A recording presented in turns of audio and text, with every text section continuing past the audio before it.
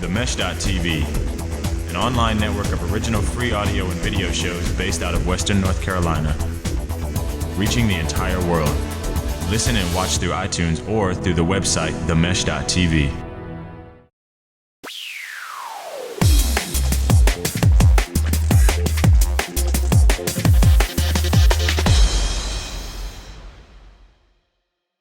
Good evening, everybody, and welcome to the RealTailgate.com College Football Hangout, sponsored by Smithfield's Chicken and Barbecue. This is a weekly Google Hangout devoted to college football in North Carolina. I'm your host, Big J. Waldo. Ben Swain is in our producer's chair. Every Wednesday at 9:30, join us right here at this Hangout as we talk football in the North Carolina ACC schools and at East Carolina. You can watch live or watch archive editions of the show at RealTailgate.com. If you'd like to get in on the conversation, log on to RealTailgate.com for more information. We'd like to send a big thank you to our sponsor, Smithfield's Chicken and Barbecue, as they remind us it's just not a tailgate without the barbecue. Again, you can log on to RealTailgate.com for a list of locations, special offers, and you can download the RealTailgate.com College Football Podcast. This week, I'd like to welcome our guests, again, Ben Swain from the Walk-Ons, J.P. Mundy from SB Nation, James Curl from RiddickandReynolds.com, Jim Young, editor at ACCSports.com, Matt Purdy from ACCHoops.com, and Patrick Johnson from North Carolina News Network. Also, a shout-out to our technical producers at Talking Moose Media. Gentlemen, good evening. How are you? Well. Good, man. How's it going, Jay? Good, good.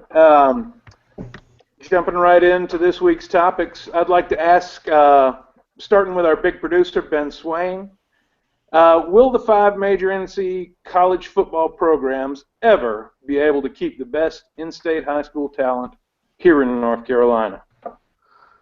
I don't think so.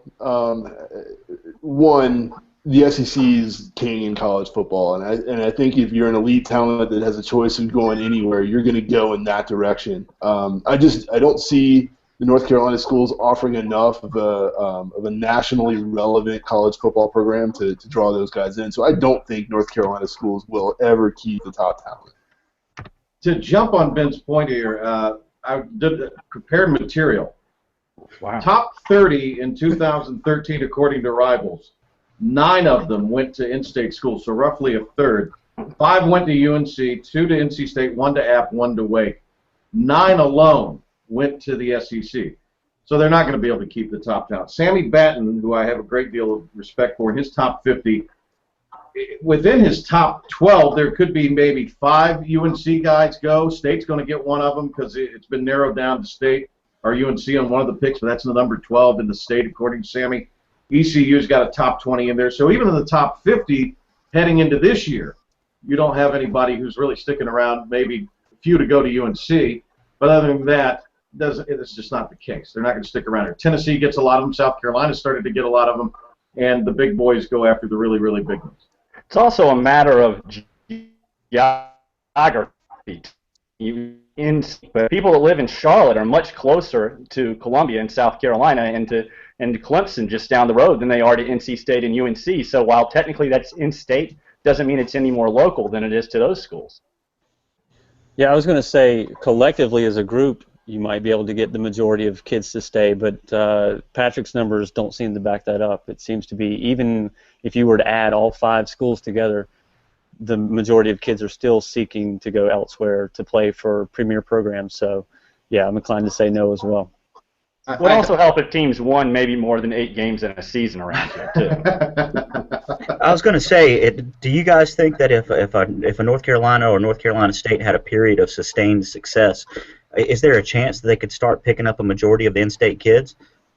It would go up, certainly, but, I mean, we're still always going to be right next to South Carolina and Georgia, Tennessee, and Tennessee's becoming more active in Charlotte now, so that's really not helping the case. But I do think Fedora and Doran are both putting an emphasis on that. I think it'll improve. And honestly, I think Cutcliffe's going to have more success in state, and it's kind of showing already with a couple guys this year. So. I mean, I think the question that you asked, JP, was if North Carolina and NC State find a sustained period of success in college football. That's never happened before, and I can't think of a world where that does happen. I think between the two schools, egg thing. I think between the two schools, Carolina would have the better chance, just because they have already so much built-in brand recognition and loyalty. I mean, let's be honest, most kids in this state grow up pulling for either a Carolina and now a Duke rather than in state, unless you've got family ties. So if Carolina were to go through a period of a decade of sustained success, I think they would be able to lock up things pretty well. State would have to probably double that in order to do the same.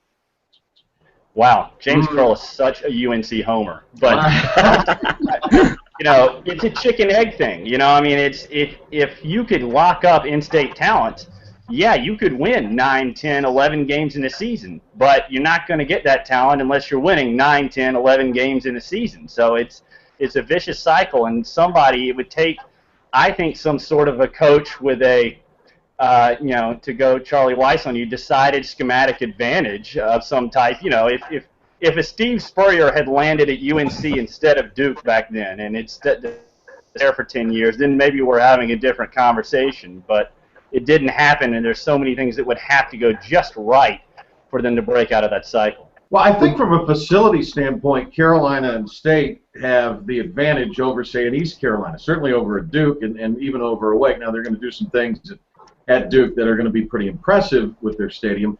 But, I mean, you guys mentioned the SEC. Even Virginia Tech and Virginia have come down here. And from kind of that upper Piedmont area of the state, they're taking the best talent from there and taking them up to the Commonwealth of Virginia. I think Old Dominion's going to play a fun style. They're a real threat to start to crack some recruiting trails in the state of Virginia. I think they're going to pull a lot of kids out of the Tidewater area and out of that northeastern North Carolina area, because they're going to be a high-scoring football team, and kids want to go somewhere they can play and get a lot of touches, especially if you're an offensive guy. Hey, Jim, can you really say it's a chicken and the egg thing with UNC? Because look at all the guys they've got in the NFL, and I don't know off the top of my head if most of those guys are in-state or out of state, but they've had talent in that program, and they just haven't won. Yeah, no, I mean, squandered opportunities with it, but I don't know that they've ever, except for that Matt Brown period, and quite frankly, they were winning 10 games in a season during that time period. They haven't just dominated in-state recruiting to the level that you need to be able to sustain that in North Carolina. I think it's kind of tough to look at number of guys that go to the pros and say, overall talent level is high or low. I mean, there was a period of time there when NC State had 3 guys go in the first round during the Chuck Amato era, but that doesn't mean that our 2 deep was completely filled with 4- and 5-star guys. A school like a Georgia or a Alabama, they're going to have guys that are knocking on the door, if not already bona fide pro prospects, all up and down their lineup. Whereas a State or Carolina or whoever is going to have maybe 2, maybe 3 or 4 on a good year, but that's not going to be enough to push you over that edge to start winning 9 and 10 games a year. Here are the 3 guys that UNC's already got recruited in Batten's top 50. A guy named T.J. Logan, and I didn't write down where these guys played high school. Brian Walker, they're both in the top 10. The number 11 prospect is a guy, Desmond Lawrence. And then a kid named Jonathan Austin, who's the 12th prospect. He's either going to pick State or he's going to pick Carolina. He's narrowed it down to those 2. He's already at State. Is he? Okay, well then there's... I was going to say, you might be reading a list a year old there. That was 2013. Okay, well, but still, those were kids, though, in that top 10. 3 of them went to UNC, and they were in the running for another one in the top 12. And, of course, then Austin goes to NC State. So, 3 of the kids that are in the top. The other thing is, you guys might be able to speak to this better than I. You can't just recruit this state and win a lot of football games. Steve Logan sort of did that, but he took guys that were chip on their shoulder types, and it was more about player development. I think that's one way you can win with players from the state. Now you've got to go to Florida, and you've got to compete with people in Virginia and bring those type of kids in. The Tailgate Special from Smithfield's Chicken and Barbecue. It's 8 pieces of chicken, a pint of barbecue, any 2 sides, 2 dozen hush puppies, and a whole gallon of tea. Just go to realtailgate.com for details, coupons, and a list of locations that open early on game day. So let's go ahead and lead into our next question, just a continuation of this discussion, really. And I'll start it out by telling a little anecdote from my own personal life. All right. Former next-door neighbor's kid got recruited heavily for college basketball, particularly by ACC schools, including a couple here in the state. And he ended up choosing Florida State, and I asked him why, and he said, I want to get as far away from home as possible. Now, with that in mind, if you were a top recruit for college football, playing here in high school here in North Carolina, which ACC school would you choose, and would it be a North Carolina school? Well, I'm assuming that we're throwing out our fan allegiances to answer this question. So no UNC for you, James. Right. I long to play between the pines in Keenan. No, it would be. I think it would be tempting to stay at home or stay in state. But if your choices are State, Carolina, Alabama, and Georgia, and you've got a legitimate chance to compete for playing time at Alabama or Georgia, I mean, I got to be honest, it'd probably be really tough to pass up playing at a school that is going to be in a either national title hunt or pretty close to it, versus staying close to home just for the benefit of being able to take your laundry home to mom's. So fan allegiances aside, I think I'd probably choose the best offer, not necessarily the closest one to home. I think I'd have to go where I think every kid that's grown up watching ACC football is dreamed of, and that's to go play in front of Touchdown Jesus at Notre Dame. That's how I was a lot of that answer, by the way, as the editor of ACC Sports. Well, I think it also depends on position. If you are a quarterback, and let's say you're not a 5-star guy or even a 4-star guy, but you're a quarterback, wouldn't you be inclined to go play for David Cutcliffe because of what he's done throughout his career and the guys that he has tutored and really made into great NFL Hall of Fame caliber players? If you're a receiver, you might consider going to Duke, certainly what they're doing at UNC. If you're a quarterback or receiver, you would want to go there and play for Larry Fedora because you're going to get a lot of snaps. Similar situation down in Greenville. If you're maybe that type of 3- or 4-star recruit, you don't have a whole lot of ACC offers, maybe you want to go to Greenville if you're a quarterback or a receiver because you're going to get a lot of touches and a lot of snaps in. And then State, obviously, that is going to be the plan long-term there as well. So I think if you're an offensive player and you're not one of these 5-star guys, you have a lot of options. It just depends on what you think is the best way for you to get the most playing time and the most exposure. So, Patrick, what would you choose? Well, am I a quarterback or am I a... Yes. This is Patrick, you have 4.3 speed. You were a wideout, no doubt about it. Yeah, I was a nose tackle in 8-man football, so that this would be my wildest dream. I think let's go with nose tackle. Yeah, well, I think if you're a defensive guy, I don't know where you go because none of these schools play any defense. Nose tackle you. Yeah, nose tackle use Wake Forest right now. They've got the best nose tackle in the ACC, right? In Whitlock. So, I mean, if you're a defensive guy... What about you? Yeah. Who? Matt? Oh, yeah. You? If I'm, to be completely honest, if we're staying in the ACC, I'd probably pick Clemson. They got the hype. If I'm a 17, 18-year-old kid looking at it, and I'm in North Carolina, Clemson's really not that far away. They got a big stadium, all the hype right now. Obviously a fun offense. I just think that's what I would end up picking if all things are equal. And you might come across a big bundle of 20s while you're changing out. Yeah. ATM. I can get my Mike Bellamy. In all seriousness, though, if I'm an 18-year-old and I can go anywhere, I'd be hard-pressed to not go to, Miami. Clemson's a wonderful place, but I'm just saying if you're looking for that sort of thing, if you're 18, 19-year-old, wouldn't you want to go to South Beach? I got in a terrible argument with a Michigan fan about, why would you ever pick Michigan over, say, Hawaii? If you could go to Hawaii, would you not always choose to Hawaii? This is why we are not. If you drop out of school, you're in Hawaii. My dad actually went to Michigan, and he kind of wishes he stayed in Hawaii when he was stationed out there. So. I think Patrick So- made a really good point. I do think I read somewhere where Fedora likes to play fast. Ultimately, if I'm a high school kid, where I'm going to go is whoever sends me the most mail in a given day, or whoever gives me the most creative Photoshop on Twitter. That stuff's absolutely out of control. But being honest for a second, looking at the North Carolina schools, I think there are three that are attractive just because of the football culture. I think that's ECU, NC State, and North Carolina.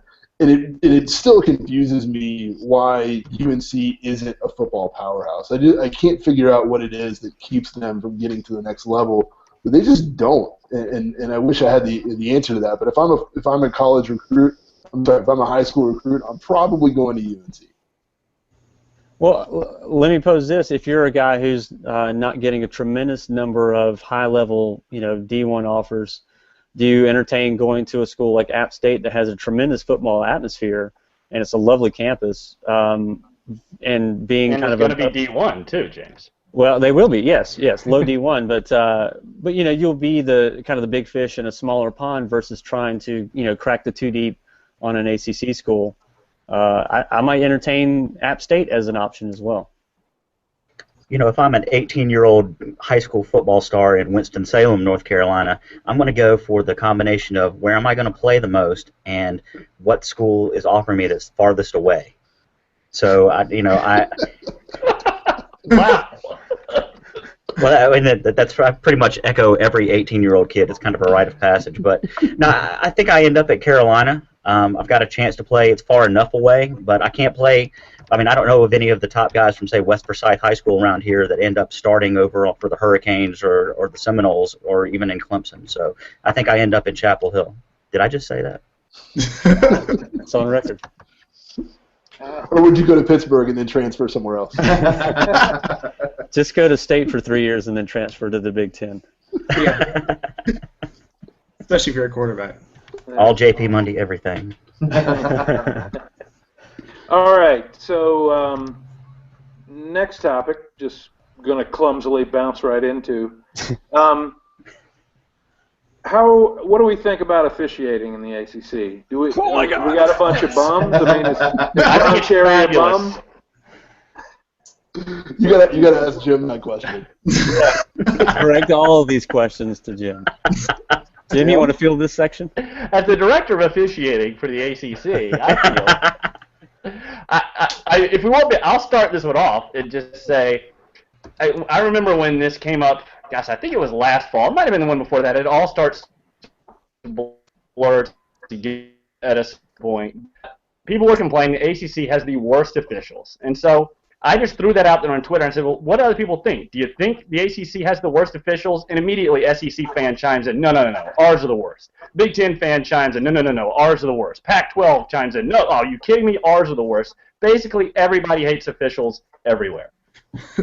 I will submit that in 15 years of watching Conference USA officials, they are the absolute worst officials in football.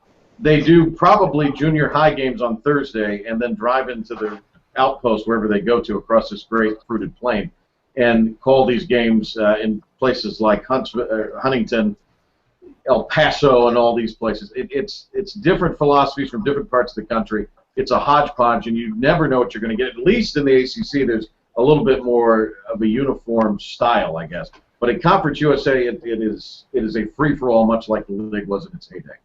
Well, you would think that if there was any league that got the best officials, it would be the SEC. So when Jim threw it out and got the first responses from SEC fans as having the worst, I guess that pretty much tells you that nobody anywhere is ever going to be happy with their officiating. Let's not forget that Ron Cherry correctly called a 1-point safety. So the fact that he knew that rule and applied it in a game, you should get tremendous credit for that. This is an innovative, cutting-edge league, Ben.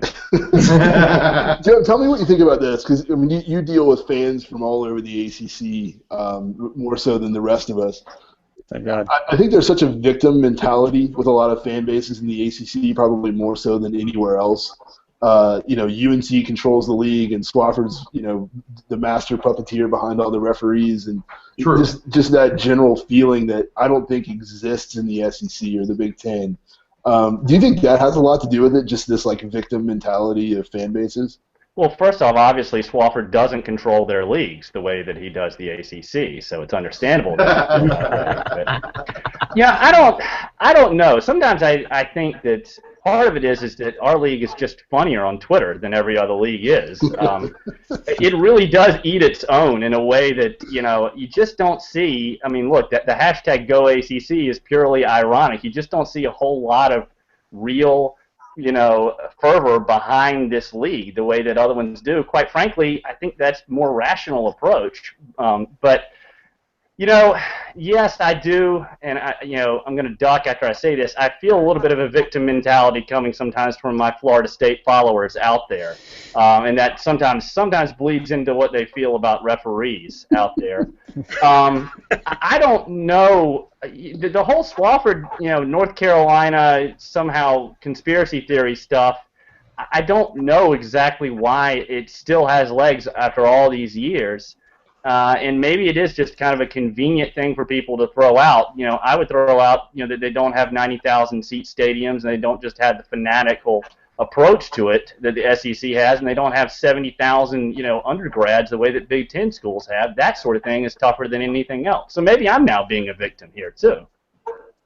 Well, I think, don't we need to move to, and I'm talking about we as the collective NCAA, move to a universal refereeing league or system that is much in the same way that the NBA is, so that you have one, I've heard the term czar of officiating, that's dictating the rules, policies, and whatnot that's disseminated throughout the entire NCAA, versus having conference-based officiating crews that lead things to be called one way here versus another there, and inconsistencies and whatnot. Pro leagues obviously had the advantage of having guys who do this as a full-time job versus your, guys who are doing it to make a little bit of extra cash on the side. So that's part of it too, I guess. But I don't know. I guess the question is, would it benefit to have a czar of officiating that oversees the entire NCAA? Jimmy, I go to you. I was so hoping this wouldn't get thrown back right here. JP Money, go. Only if Lenny Wirtz is in charge, right? Somebody else who is more interested in officiating, take this. Here's the thing. Everybody thinks officiating is terrible, and it is. But how bad is it going to be this year with this in the college with this leading with the helmet? But is it terrible? I mean, is it? What do we have to base it on? What is the great officiating out there that's this bar that we're not reaching? That's what I want to know. That's my question. Exception yet, though. Replacement referees last year in the NFL. I mean, never a dull moment. Is refereeing that bad, or has our context just changed? I mean, what's the difference between 2013 and 1983, except for 135 different camera angles for us to complain about? Half shirts. They wore half shirts back in 1980. True. It's much more jacked up too. No, but you're right. At the ACC kickoff, there are people from the media who are excited about going to the referee meeting just because they were ready to be angry before they even walked in. Yeah, I got to confess, this is an area where my eyes will glaze over a little bit. I just think it's an area that will be argued ad nauseum. I mean, I do think. I'm not trying to although I totally am. I'm not trying to downplay what James' question. I think it's a relevant question. It's just I tend to have sort of a, fatalistic view on this, that people will always think refs stink. Yep. I agree. Find me a fan that's always satisfied with the refs. Alabama. Yeah. Always. Now you're gonna. 1,000 Alabama followers attack you, Ben. Well, I mean, you also have the element of the fact that you remember all the times you got screwed, but you never remember the times where things broke your way and screwed the other fan base, and hang your hat on. Oh well, we got. You are not going to be welcome back in Raleigh after saying that. Right. He's got welcome home in Chapel Hill at this I'm point just anyway. keeping it real. In Winston-Salem, they complain about all the time about the other teams always getting the calls, or we get the D team that comes to Winston-Salem, but nobody ever mentions all the looking the other way for all the cut blocking that was done, in the mid, 2005, 2006, that type of thing. So, Wow. On the same line, would you rather win on a bad call or lose on the right call? I was at the Belmont. Win. I would rather win on a bad call. Well, if you win, that means they made the right call. Yeah, exactly. Win, but say there's a human element to all sports officiating, and then just deflect that way. Yeah, it wasn't just that one play, James, that decided it. Right. Don't get hung up on that one play. Make a play earlier in the game. Right. You should have stopped us on 4th down, pal. Yeah. Thanks, pal. Hashtag pal. Hashtag not really. So, I mean, is anybody saying lose on a correct call? No. No, never. Right. Never. I just want to make sure we're still in America. Yeah. I never want to win on a bad call. Never. Never. Are you being serious? I'm totally serious. I would never win on a bad call. Either you win fairly or you've lost. I guess my point is that it's so subjective, and everybody views it from their. I always call it like ACC Rashomon. Everyone views it from their own lens. That I don't think most people that win are going to say it's a bad call. They're going to find some way to say that it's actually the right call. I agree with you. Yeah. I mean, it would have to be so egregious that like the referee later apologizes or something to that effect, saying that they royally botched it, in order for the winning fan base to say, yeah, he got it wrong. And it would be shortly followed by, but, we got screwed the first half, so... Like the Braves-Cardinals game in the playoffs last year? God, that will suffice as an example. I know Jim will understand. I guess this is for James and Matt. Let's talk about Major League Hockey. How about that? No. This is not baseball time, Jim. Did you guys feel better losing to Gio or losing to the TA bad call? We got 3 minutes. I think the Gio punt the game was over at that point anyway. I think once they had the punt, they weren't going to win in overtime, so I'm all right with it. 3 minutes. Stop it there. Let's go around the horn. Try to give a little sign off, a little last piece to say. Make it brief. We only got 3 minutes. We got 1, 2, 3, 4, 5, 6 people. So whatever that adds up to. 30 seconds. Patrick. Jeff Charles, voice of the Pirates. He had a cancer scare back in last year. Just had his kind of final surgery, stitched up. He's in the hospital in Greenville. He's planning to be back when the Pirates open the season against Old Dominion. So thoughts and prayers to him. It would be good to have Jeff Charles back. It'll be his 26th year calling game for ECU. Excellent. Matt Purdy. In response to Jim's retort with Miami, I just want to say I would actually like to play in front of more than 2,000 fans, so that's why I would. Okay, Jim Young. That's what road games are for, actually. So, but I will do a little bit of cross promotion here and remind folks that they can also listen to the Smithfield's Chicken and Barbecue podcast on ACCSports.com as well, and just go visit the site a lot, like all the time. And please comment so that he knows that you're reading it. Please do. I want to thank the folks at Bloggers So Dear, their Wake Forest blog. They sent me a free koozie.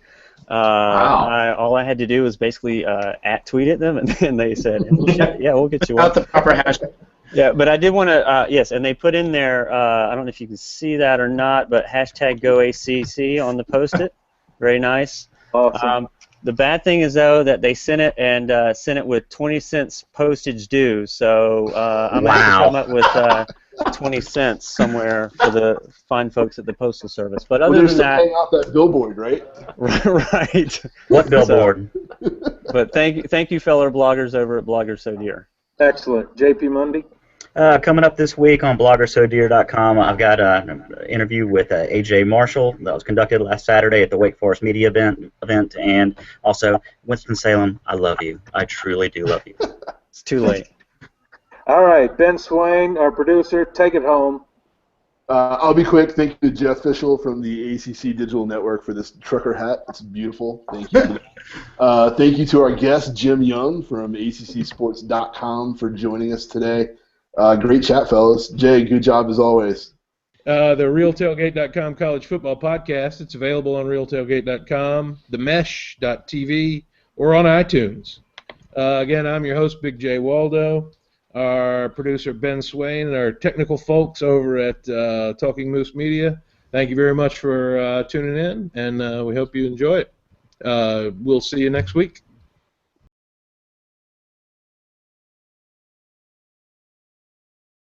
The Tailgate Special from Smithfield's Chicken and Barbecue. It's 8 pieces of chicken, a pint of barbecue, any 2 sides, 24 hush puppies, and a whole gallon of tea. Just go to realtailgate.com for details, coupons, and a list of locations that open early on game day.